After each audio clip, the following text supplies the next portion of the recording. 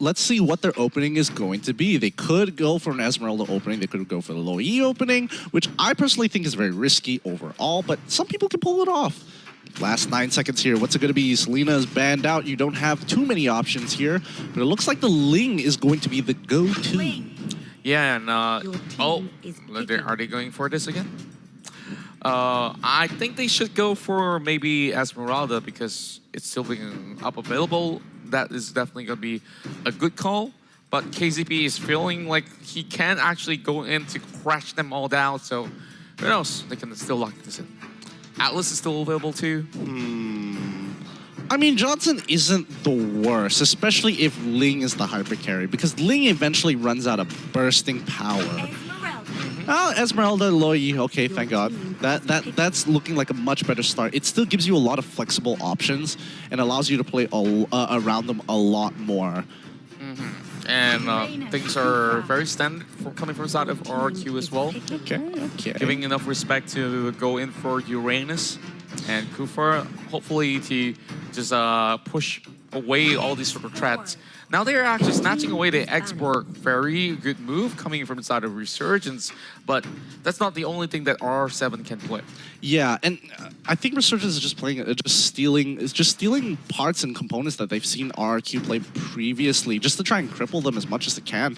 But yeah, and that's why I was explaining it earlier that a lot of this has to do with how proficient you are with your heroes in these tough situations. And now this time around, Farsa is going to be the one that's being banned out here, usually being the stepping stone for the team before Ling comes to give the finishing blow.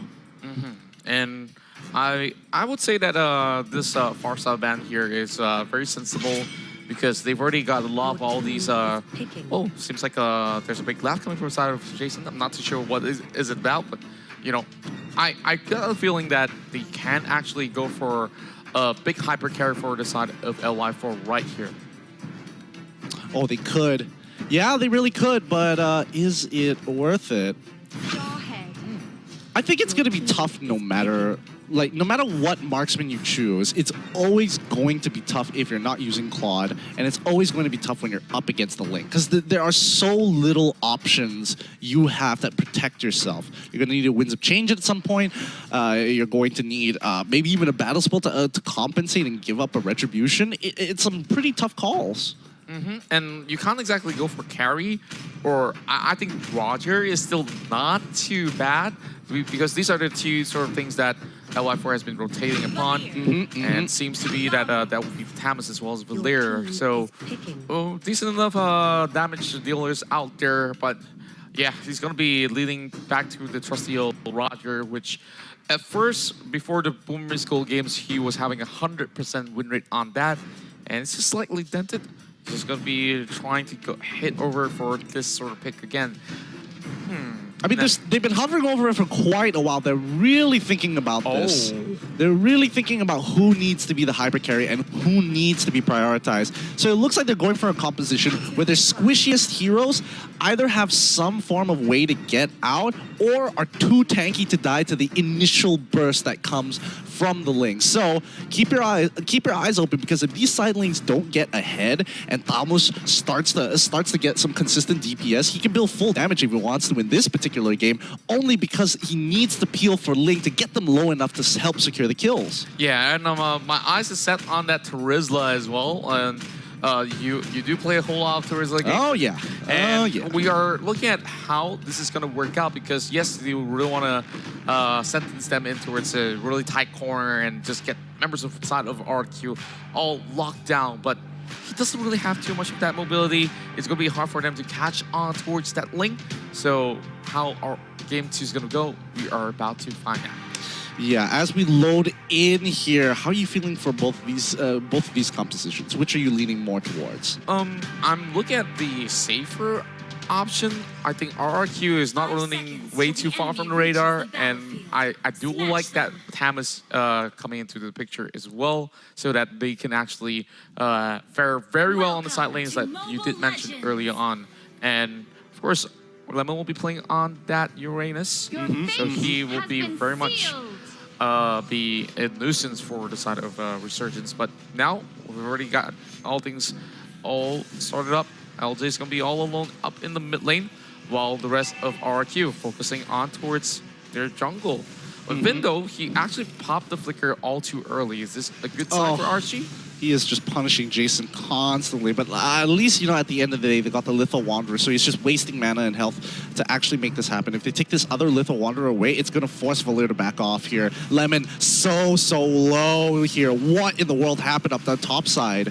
Oh boy, seems like what you say was true. They managed to get both Little Wanderers, and now they're just going to be able to actually get themselves healed back up, so no threats whatsoever. R7 versus Sync so far has been pretty much a stalemate right down below, but they are buff steals coming in the way here at RSG. Might just actually stuck that. Oh, did they get it? Yep, they did get it. LY4 is currently carrying the buff as of right now. And yeah, they are rotating very fast. It's difficult for Lemon to gain control over the lane because in the earlier stages, Rizla just has so much damage. He clears that wave so quickly. Sync kind of has to just hold on his own. He has to rotate back out because mid doesn't have any priority. It's currently no man's land, meaning that there is a potential dive opportunity there. Yeah, I think that Resurgence definitely need to actually put a lot of focus on towards cracking the towers. Sync immediately senses danger as he will be able to flicker away from the Templars of Blades.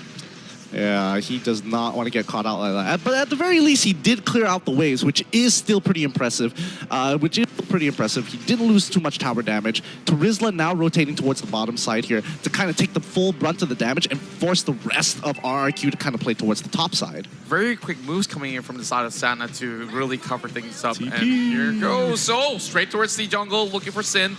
And he will be able to actually get one camp away, but Vin says, okay, I'm going to push you back. R7 though, very interesting position, but lucky enough, no waves to actually crash into the tower. Yeah, and they're slowly just going to move and creep into the jungle. They need to take control over mid priority, allowing Rizla to kind of just control the lane down on bottom side. It's not an impossible matchup to win against the Thamos. It's just difficult. Wow. 12 out of 25 games being won for Ling, but here comes the engagements coming right in. Yep, coming in with a huge penalty zone down in the backline, but they come in so quickly with the Tempest, and now the backline is in so much trouble. Jason, he's so low, he's so squishy, he dies instantly, but Sync trying to make things work with the ejector. He's finally in with unstoppable force. Sin manages to get out of there, but Sync completely out of the fight. LY4 can't really do too much to turn this situation around. He's absorbing the shields, but he cannot 1v4 this fight, and that team is going to be aced. Oh boy, and now here goes the buff as well. 3 versus 1, and Sana tries to shoot him up. Oh, the damage on the Sin is good as they will be able to shut him down. Woo! Nobody was able to body block for that one. Jason's still going for the chase here onto R7. He is not going to get hit by those molten sights. He wants to turn his attention now to LJ coming out in the bouncing ball.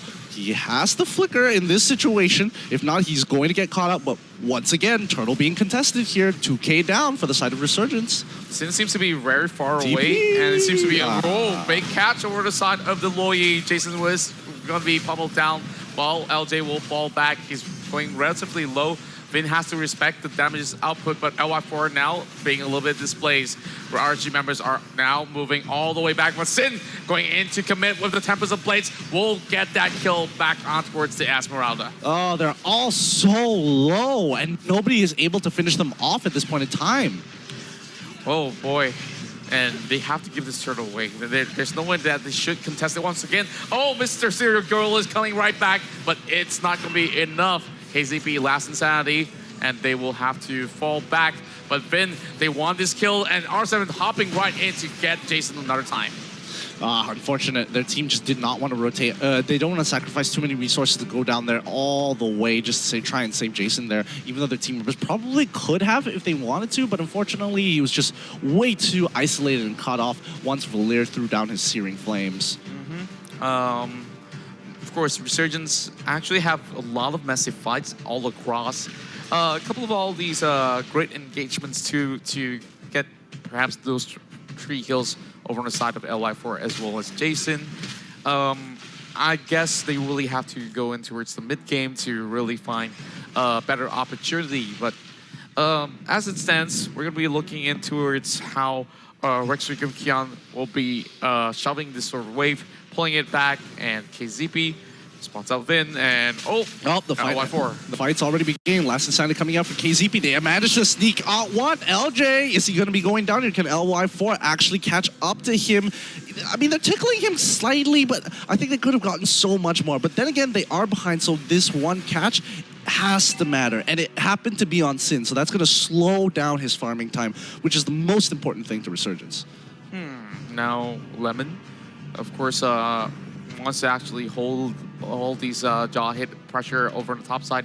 And Resurgence so far cannot respond to this sort of push over the R7, but they are looking for that kill against him and eventually go against him with that last Insanity, securing the kill for KZP. Yep, that's going to be a clean wipe up there. R7's going to be going down as well. But looking back onto the top side, Lemon is just putting the hurt onto Sync, allowing a free, easy kill for Sin, jumping onto him. Sync buys some time with the smart missile. He still has the ejector, flicks away the wrong target, but able to use the unstoppable force and to buy a little bit more time for Sin. And this is not bad because the more time that he buys, he's feeding information to the rest of the team. Hey, do the turtle now. They're on me. They're the only, like, Sin is the only one who has retribution, and he used it on me. So you should be able to take this without an issue as long as you guys have retribution. Very, very interesting moves coming in as we are looking at Lemon. Tries to pressurize towards the side of KZP, already popping out the Furaga armor. And Lemon will now hit over the side of Jason, getting that perfect catch. They caught him once again. LJ, he really has picked up on habits and really doesn't miss too often here, but now he's jumping onto Sync, already using his ultimate in the process as well, but he is just getting punted around. Yeah, and finally they did get the Necklace of Ruins for the side of Resurgence, as Jason, after falling a couple times, they are having all these level disadvantages, and of course RRQ will just eventually close things out one step at a time. Like, they are playing a very calculated battle. They're not really going in with oozing confidence in towards this whole match, although they do know that they can actually press on even further. But it's going to be getting that necklace as well, while the Heptasies has been bought there by Sync. Yeah, I think RRQ have a particular fight that they want to get, a particular situation that they need to force out. And if they don't find those conditions, it's going to be tough. Like, they could try being in short, tight corners. However, they need to isolate. Yep, Sin, every single time he tries to turn this around, instantly, if Vin isn't fast enough to drop those searing flames, the rest of the team got caught by the penalty zone, and this is going to be huge as the rest of the team is slowly getting caught one by one. RRQ just walking up into just this blender of RSG, just getting melted on the inside. Yeah, they can't really commit to a full team fight. We are looking at huge level disparities, and although the execution was actually great, but they don't have enough damage to actually eliminate many of the members of the side of RRQ. All they got was Sin, and that's about it. Yeah, and they're going to keep on pushing this lead over here. Lemon should be able to take tier 2 with no issues and still be able to punish Jason for walking up into his lane. Now he sees the rest of them. Now he's a little bit worried. He walks away, finally. Now, of course, for the side of Resurgence, just trying to actually get a little bit more gold towards their pockets. Although it looks as if, like, you know, a couple of fights have been lost, it seems to be that 4,000 in terms of gold difference is honestly chaseable if they can actually get one really good team fight. Oh, that is, yeah, maybe that's something they'll need to think about, but I don't know. It's just really, really tough here. The CC that comes in, the disengage especially, is what makes it so tough. And KZP tries to go in, but he doesn't have a lot of damage to work with in general.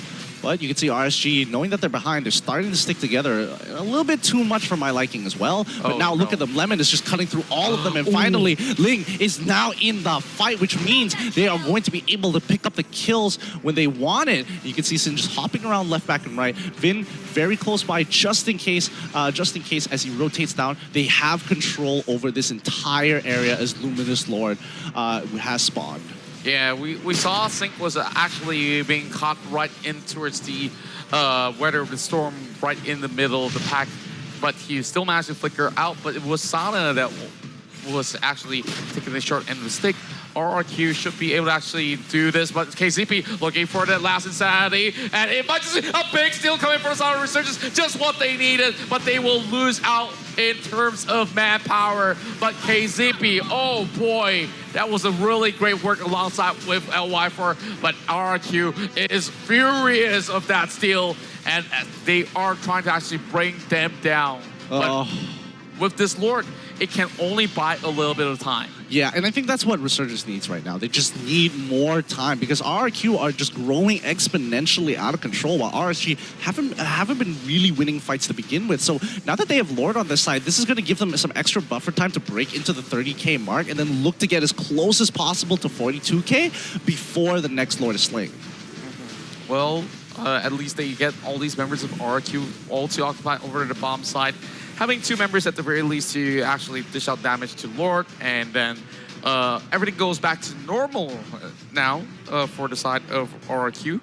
So case is closed as they are looking to slowly scale in towards level 15, and all these members of the side of Resurgence are just slowly turtling over the mid side. Yeah, and you can definitely see, like, when it comes to the side lanes getting ahead, once the side lanes are ahead, this game just became really difficult for RSG to play because they were depending on their side lanes to actually hold strong and hold true. Oh no, Jason in trouble. He flickers on out of there. However, he's not able to kill the rest of the chunky boys. Sana still with the body of Smith is able to make things happen here. KZP doesn't do a lot of damage to Lemon, but just enough to force him out with a flicker.